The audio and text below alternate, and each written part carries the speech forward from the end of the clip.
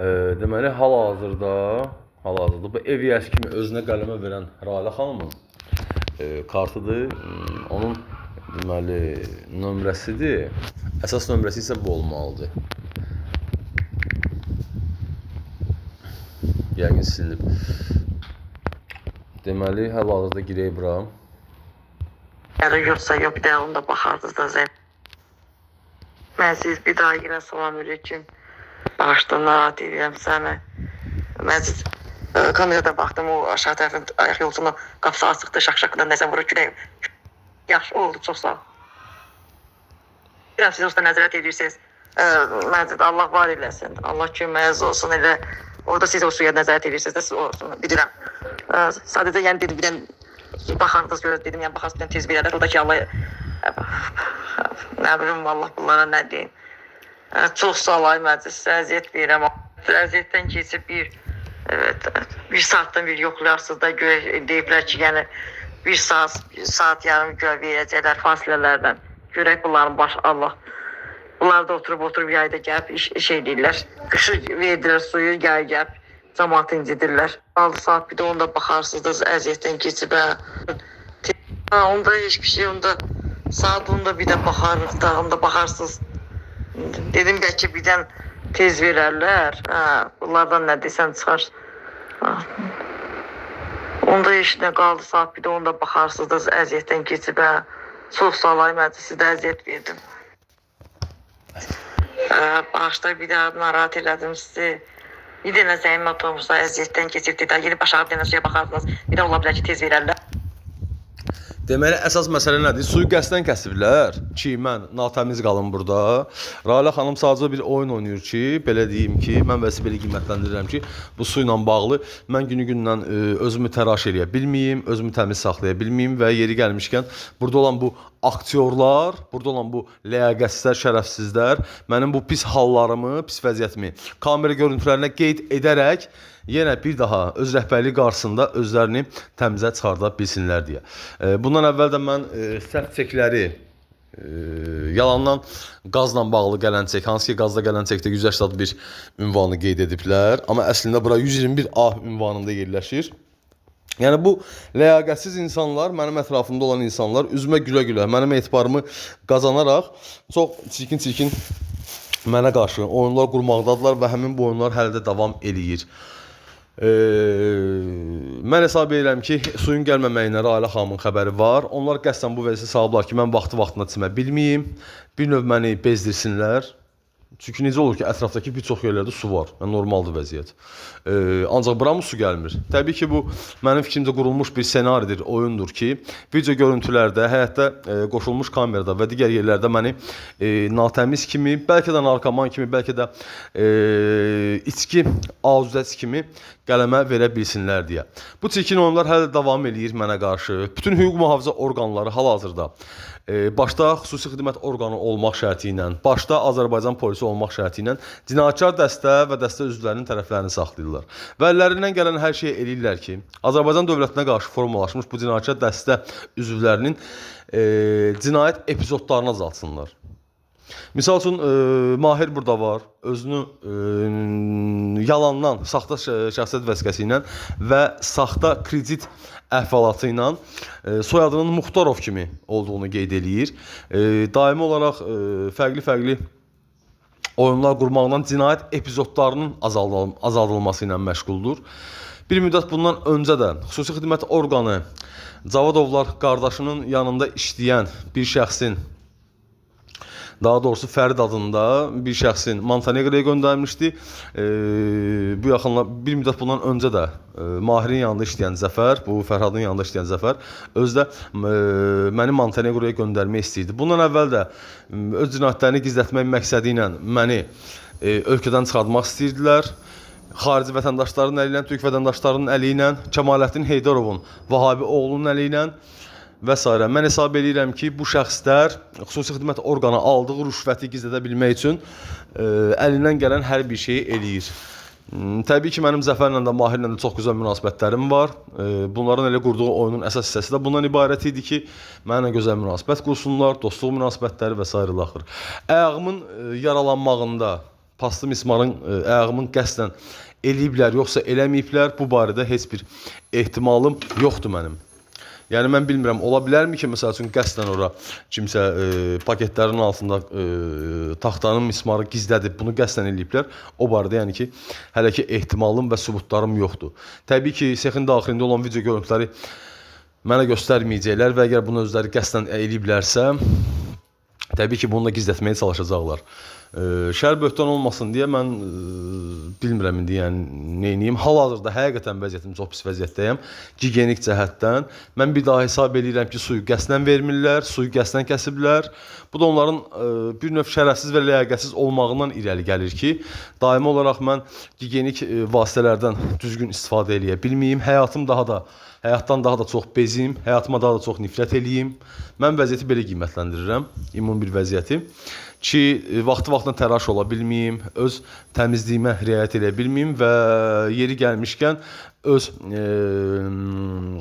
xüsusi xidmət orqanı aldığı rüşvəti gizlədə bilsin, öz əməkdaşının daxil olduğu vəzifəsindən sui-istifadə edərək Azərbaycan dövlətinə qarşı yaratdığı cinayətkar dəstə üzvlərinin cinayətlərini bir növ gizlədə bilsinlər deyə ki, və yuxarı rəhbərlik qarşı tərəfdə video görüntülər əsnasında məni kimlərəsə əyyaş kimi və yaxud da ki, bəlkə də narkotik istifadəçisi kimi qələmə verə bilsinlər deyə. Hardasa evə təzə gələndə müxalifətçi Orxan Mirqafar Seyidovun bu saçına kraska qoymuş Mirqafar Seyidovun qohumu özü də müxalifətçidir. Onun bacısının həyat yoldaşı da birbaşa müxalifətə işləyən bir adamdır. Bu da təbii ki, onların təxribatçı dəstəsinin artıq müxalifətlə də sıx əlaqələri olduğunu göstəricisidir. Yəni, gördüyünüz kimi bu adamlar qərəzli sürətli olaraq Azərbaycan dövlətinə və hakimiyyətinə qarşı belə bir banda formalaşdırıblar. Bir müddət bundan əvvəl də Vüsal adında narkomanı bu evə yerləşdirmişdilər. Mirqafar Seyidovun tapşırığı əsnasında həmən Orxan evə soxmuşdu Vüsalı.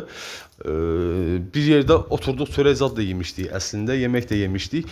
O həmin hadisədən sonra 2 gün özümü mən çox narahat hiss elədim. Ola bilər ki, Vüsalın özü narkotik istifadəçisi olduğuna görə bəlkə də qəsdən mənim yeməyimə nəsə qatmışdılar.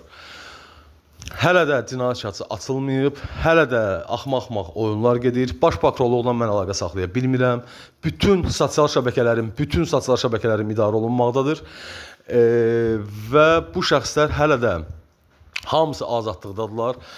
Kubinkadan özünü bu lotu avtoritet hesab edən Abu ləqəbli şəxs azadlıqda, Lotu Yunus azadlıqda, kriminal avtoritet özünü hesab edən Aygun Kazımovanın keçmiş həyat yoldaşı İlqar, halbuki əslində 11-ci cəhət çəkmə müəssisəsində İlqarə ləqəbi ilə tanınıb. O da azadlıqda.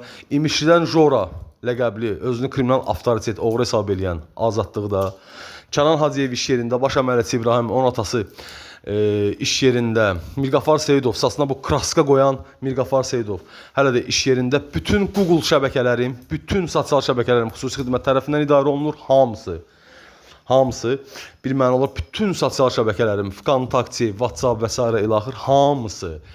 Yəni, bütün hal-hazırda hüquq mühafizə orqanları, əməkdaşları Azərbaycan dövlətinin əleyhinə formalaşmış bu cinayətkar dəstə və dəstə üzvlərinin tərəfini saxlayırlar. Çünki bir çoxları vəzifəli şəxslərdirlər.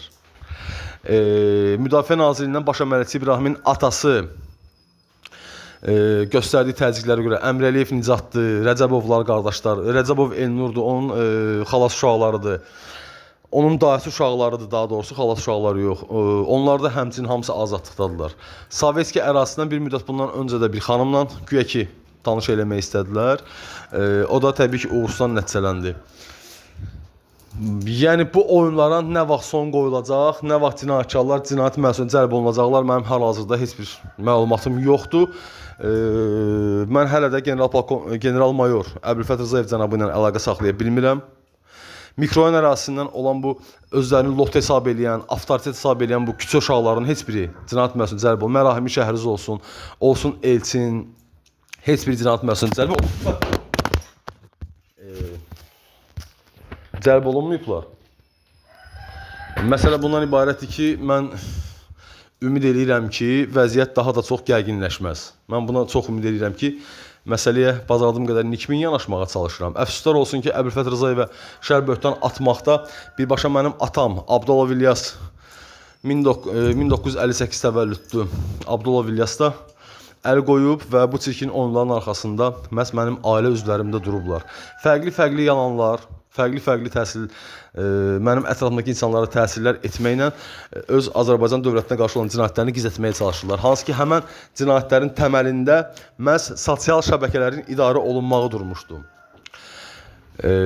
Həmçinin buna aid silah satışı, narkotik satışı, kiber cinayətkarlıqlar, Kapital Bank, Azərpoç və digər dələduzluqlar, WhatsApp vətəndaş məlumatlarının yazışmağı və tələbə balının süni yolla artırılması, hansı ki, süni yolla artırmanı həyata keçirəndə məhz Sovetski ərazisində yaşayan bir qadın idi. Onun oğlu ilə də mən məni dəlixanaya yerləşdirəndə və anlaqsız kimi qələmə vermək istəyəndə orada tanış olmuşdum məcburi surətdə.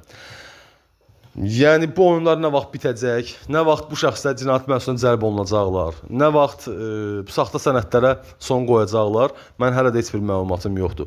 Maddi durumum günü-gündən də pis günə vəziyyətə salırlar, maddi durumum da həqiqətən yaxşı deyil. Əməkdaşlıq və işlədiyim şəxslərlə bütün münasibətlərimi korlayıblar ki, mən o adamlarla da iş münasibəti qura bilməyim. Bir müddət bundan öncə də mənim yanıma bir nəfər şəxs yerləşdirdilər, yenə iş bəhanəsi ilə ki, Mirqafar Seyidovun tapşırığı ilə Əbülfət Rızayevin adından saxta sənəd çıxartmağı barədə və saxta idarə yaratmağı barədə olan əsas sənəd var mənim telefonumda, onu da paylaşmaymışam YouTube-da. Telefonuma müdaxilə edək, həmin sənədi silsinlər. Tapşırığı təbii ki, Mirqafar Seyidova xüsusi xidmət orqan əməkdaşı vermişdi. Mən kimlərlə ki əməkdaşlıq edirəm, mən kimlərlə ki iş qururam, iş görürəm, bu adamlar məni işləməyə də qoymurlar. Mən hesab edirəm ki, bunların əsas məqsədləri məni Azərbaycandan bezdirib, ölkədən bezdirib, ölkə xaricinə çıxartmaq durub bunlar da və gizlətməyəcəm ki, həqiqətən də dirənmişəm, həqiqətən də vəziyyətim bir o qədər ürək açıcı deyil. Yəni bütün həyatıma nifrət eləmək, nifrət içərisindəyəm. Ətrafımda olan bütün insanlar mənim əksimə hərəkət eləyirlər, mənə xəyanət eləyiblər, ailə üzvlərim, dayım, hətta mənim əmim. Gigiyena baxımından çox əziyyət çəkirəm hal-hazırda, maddi baxımından böyük sıxıntılarım var. Yəni ki, təbii ki, bu mənə qarşı olan mən hesab edirəm ki, bir psixoloji təsir və təzyiqdir. Mən ancaq bu vəziyyəti belə qiymətləndirirəm. Bu adamların əsas məqsədləri məni daimi olaraq borc içinə salmaq, bəlkə də məni aç saxlamaqdır. Hələ tam qərar verə bilməmişəm. Bütün qohumlarım, bütün ətrafımda dostlarım hamısı hal-hazırda mənim əleyhimə olaraq bu şəxslərin, bu cinayətkarların tərəfini saxlamaqdadırlar. Hamısı sözün əsl mənasında. Olsun Şəfi, Ayaz, Sakit, onun əmisi hansı ki Dəmiryol vağzalında işləyir və mən hesab edirəm ki, yalandan qondarma ağır cinayət məntəqəsi yaradanda məhz həmən Sakitin qohumu anardan istifadə eləmişlər ki, məni günahsız yerə həbs edə bilsinlər deyə. Böyük bir bandadılar, böyük bir təşkilatdılar dövlət əleyhinə. Cinayətləri həddindən artıq çoxdur və cinayətlərini həyata keçirə bilsinlər deyə əsas 3 belə deyək də vətəndaş boşluğundan, vətəndaş zəifliyinə istifadə edirdilər. Bunlara aid narkomanlar, bunlara aiddir xakerlər, bunlara aiddir bəzi cinsi azlıqlar. Yəni öz belə deyək də insanlara qarşı, vətəndaşlara qarşı təsir, təzyiq göstərə bilsin deyə bu adamlar narkomanlardan istifadə edirdilər. Məhz Təhsil Nazirliyinin süni bal artımında eləmək üçün həmən narkomandan istifadə edirdilər. Prezident aparatındakı mənim şikayətlərimə baxılmasın deyə və lazımi ünvanları istiqamətləndirməsin deyə yenə narkomandan istifadə edirdilər. Daha əvvəllər qeyd elədiyim kimi adı Nazimdir. Yəni Dövlət Təhlükəsizlik Xidməti hal-hazırda tam bir çirk nümayiş elətdirir. Vəziyyətim, gigiyenik vəziyyətim yaxşı deyil, özümü yaxşı hiss eləmirəm. Qəsdən suyu kəsiblər, mən hesab edirəm ki, qəsdən suyu vermirlər ki, məni vaxt-vaxtda təraş olmayım deyə, bəlkə də məni həyatdan bezdirsinlər deyə. Necə olur ki, evdə qalanların bir çoxları rahat üzlərini qırxırlar, hamısı təmiz gəzir, amma mən belə bir vəziyyətdə gəzə bilmirəm. Və suyun kəsilməyi barədə sizə məlumat verdim ki, Rahilə adında xanımla yazışmağı barədə məlumat vermişəm. Bundan əvvəl də mənə qarşı çox belə psixoloji təsirlər olunmuşdur. İlqar adında bu özünü avtoritet hesab edən adamdan rüşvət alanda vəziyyətim bir o qədər yaxşı deyil həqiqətən də. Ümid edirəm ki, tezliklə bu psixoloji təsirlər, manipulyasiyalar bitər.